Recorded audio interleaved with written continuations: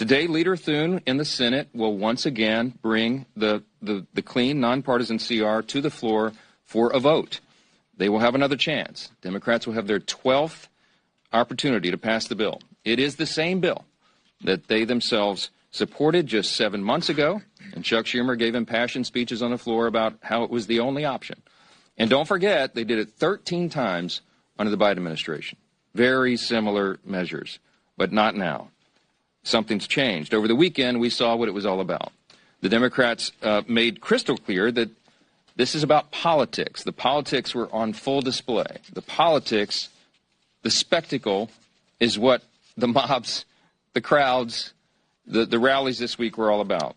It was quite ironic, though. The irony was very glaring. They called it the No Kings Rally. But the great irony, of course, that we pointed out over and over was if President Trump was a king, the government would be open.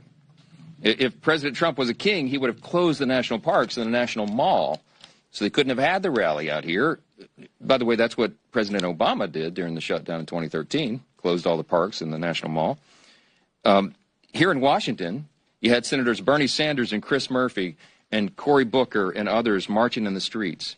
Now, these are the same senators who voted over and over to shut down the legislative branch and hand the reins to President Trump. They're decrying the situation that they themselves created. This has always been about the spectacle. Chuck Schumer himself joined the spectacle in New York City. And it's interesting to note his activities there. He was standing side by side some of the most radical groups that maybe ever assembled on U.S. soil. They openly advertised as co-sponsors of the event in New York City the Communist Party USA, the Democrat Socialist of America, the Freedom Socialist Party, the Young Communist League of New York, many others. Do we need any further evidence? They're not hiding this. They're out in the open. They're not shy about it, because this is the core constituency of the modern Democratic Party. These are objective facts. Look at what's happening. Open your eyes. It is exactly why Chuck Schumer is pandering in this whole charade. We've explained from the very beginning, this shutdown is about one thing and one thing alone: Chuck Schumer's political survival. Now, I noted on Friday the lead organizer of the rallies this weekend issued an open threat to Democrats. Quote, "The cavalry is coming in on October 18th, and they're either going to be celebrating with you, or they're going to be calling for new leadership." Now, that's a direct threat to Chuck Schumer, and he heard the message. And so did Hakeem Jeffries in the House. And that's why neither of them were here doing their jobs. Instead, they were out in New York and California. They were catering to the same radical base that is just days away from electing an open Marxist as mayor of New York City.